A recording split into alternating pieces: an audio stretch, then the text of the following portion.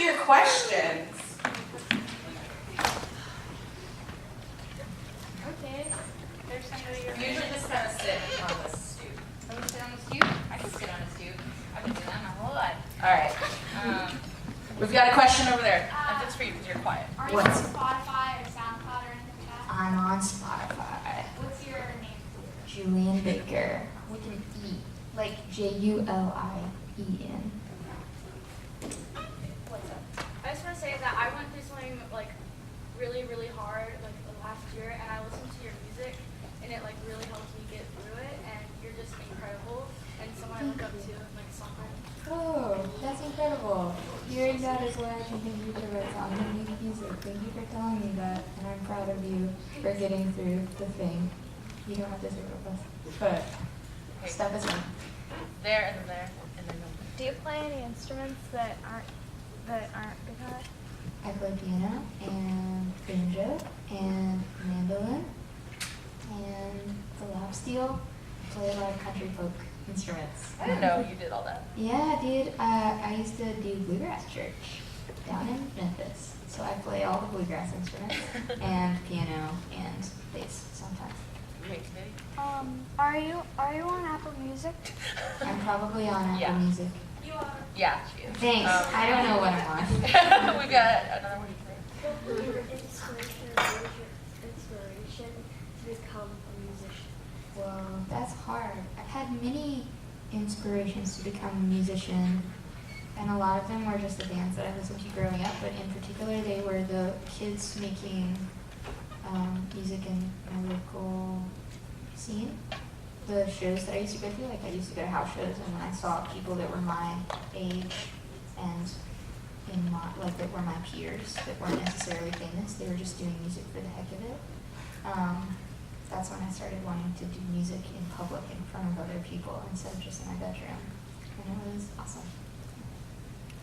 I really like your lyrics, so what are some influences? Ooh. I read a lot of books, and I write a lot about the books that I read. Or not like, I write mostly about my life, but I like reading things that challenge how I view the world. But also my lyrical influences are like, I'm going to say David Bazan and Aaron Weiss of Me Without You. That's my favorite band in the whole world. Okay. What's up? How long does it take you normally to write a full song with like lyrics and guitar and everything?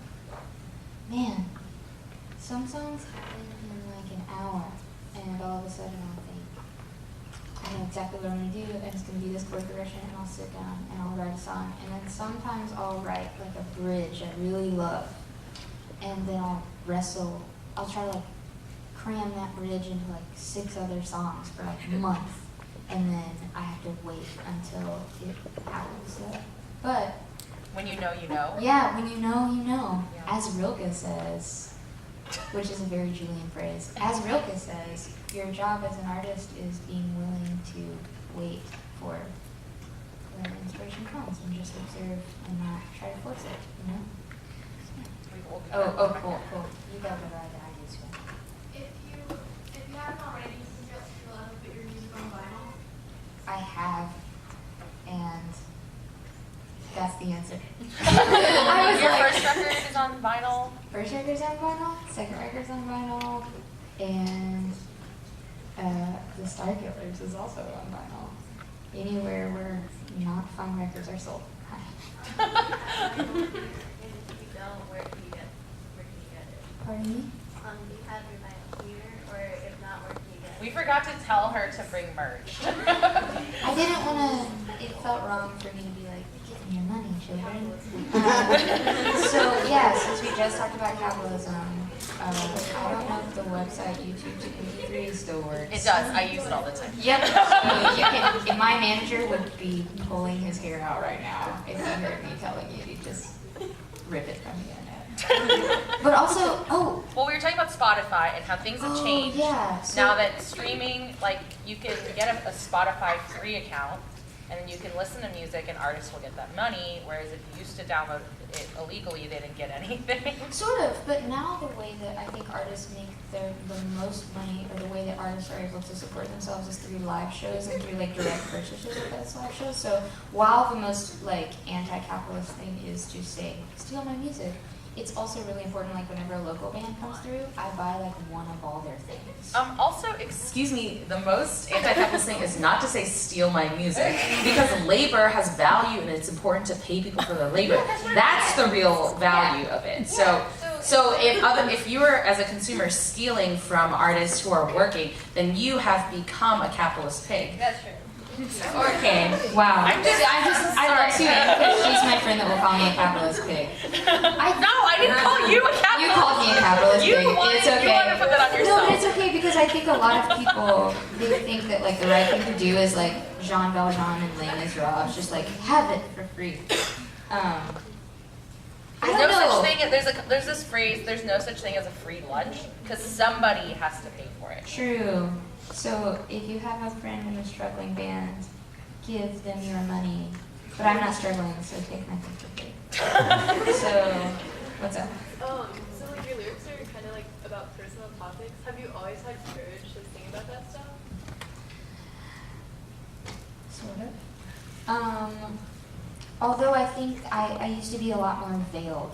Like when I was in high school, or maybe that's just what I did when I was in high school because I took myself way too seriously. I would make like a bunch of references to like Faust and put all my feelings under like 8 layers of metaphor. And now I just say how I'm feeling. Exactly. Pretty revolutionary stuff. Pretty revolutionary. Okay, I have a question, Julian. Okay, so you're my friend, and I know you're a person who cares deeply about the world. I think of you as a fellow activist. Can you talk about how you, as an artist and as somebody who cares about activism, have seen those things come alive in yourself? And how you use your power in the world? How I use my power. Yeah. I think as we were talking about before, and keeping this theme of superheroes, which this is a great observation of yours, but the whole Spider-Man thing, like with great power comes great responsibility. So like, but I also tend to couch things in terms of like, that blessings given to a person are intended for a community, because that's like my mindset that I'm working with. So, without getting into an awkward or dry discussion of how I allocate the blessings that are afforded me in like a financial sense or whatever, I think an important thing to do is not just say like, oh, I'm going to create a safe space, or I'm going to talk about this with my friends, but actually like enact the principles that you would like to see others practice so that you can model them for others. Like we were talking about with me moving to Nashville to an area that has like high wealth, and then saying the way that I can purpose this for the most socially conscious cause is to open my home to people for free, is to like provide them with a service that they don't have, or the way that I can do an activist thing in my immediate sphere of influence is to hire women onto the crew, is to have a woman of color like runs my thing. Your tour. Yeah, runs everything. She is a superhero. But, and like, to select the artists that I tour with, not to just be like, no offense to just, well, I don't know, not to just be like 4 white dudes every time we go on tour. It's to look for artists that also have a You can amplify. Yeah, you can amplify. You can like turn the microwave. The microphone away from yourself. You should also turn the microwave away. Yeah, yesterday we were talking about what do you do if like you have 2 guitars and somebody has none, right? Like, oh yeah, you give them a guitar. Right, and if you have 2 rooms in your house with 2 beds and you have only 1 body, you only need 1 bed. Yeah. You can give a room and a bed to somebody, right? Yeah, true. I think there's also like when you get to be a musician, because we live in like a capitalist context, there's a lot of like, I worked hard for this, or like I earned this, which is the same rhetoric as like everybody else with their job that they probably achieved because they had lots of help. And understanding and being humble enough to like recognize the people that have helped me along the way, I think makes me, or I would hope that it daily challenges me, because I don't always succeed, because I'm not perfect, but it would make me be a little bit more open-handed with than trying to allocate that help to others. Yes, I see a low hand. Is there anything that you've done in your career that you regretted or wish that you could change?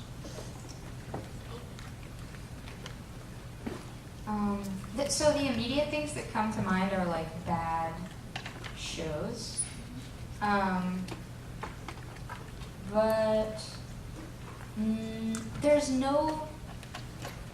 So like there was a show you played somewhere and you were like, I wish I hadn't played that show, or you wish things had gone differently? Like, Oh no, what do you I mean? wish that I had not messed up on stage. Oh. Like I often find myself regretting like not being good at my instrument and being embarrassed. But I'm trying You're to much think. better than I am. Oh no. Yeah. No, Sue-Ann, You've Sue-Ann's never great. never seen me play But, guitar. okay, but I've heard you play guitar. Okay, so the thing that I would say is, fortunately, I think this is very fortunate.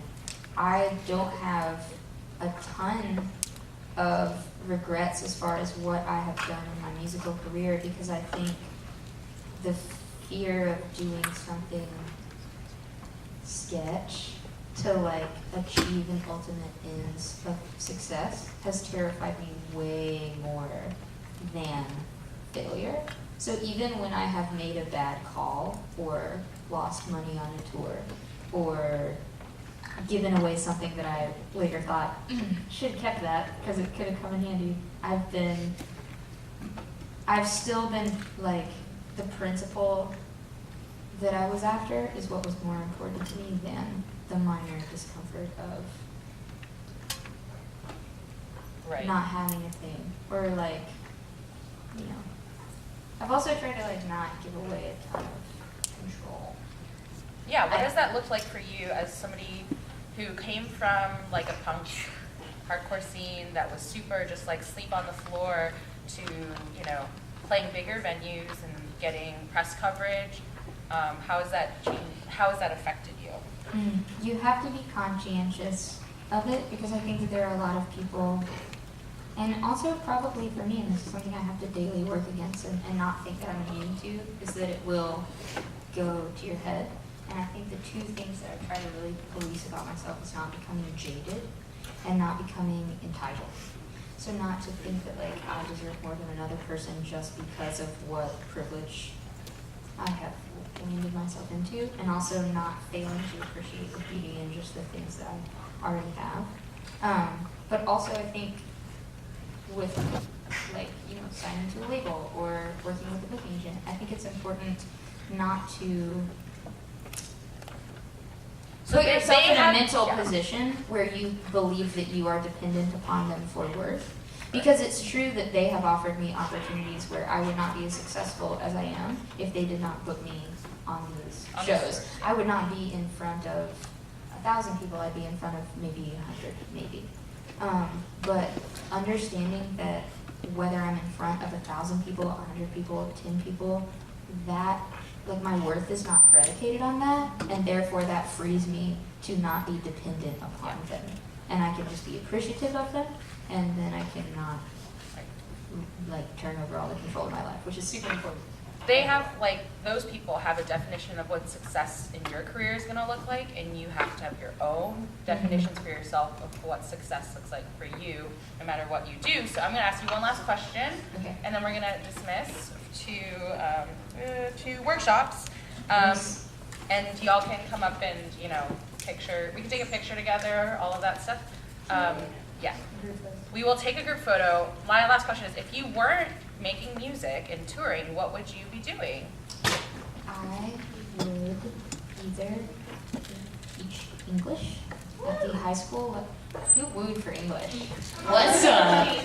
Yay! I would either teach English, or I would try to be like a nutritionist at a community center, or, you know, do exercise and sports with kids. Cool. Yeah. All right. Well, let's everyone come up. Let's take a picture together. Thank you, Julian, for coming and playing.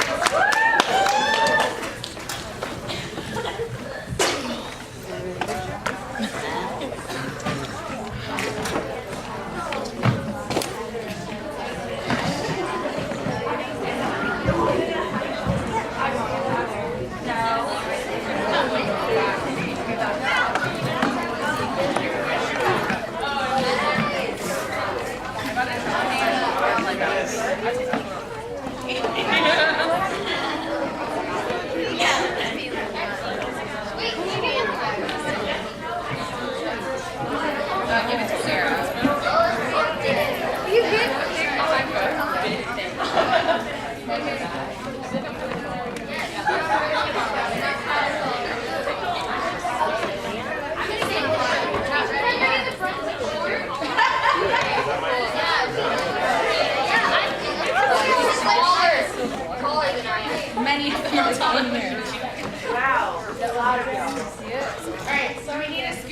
Or are we? Yeah, please. All right.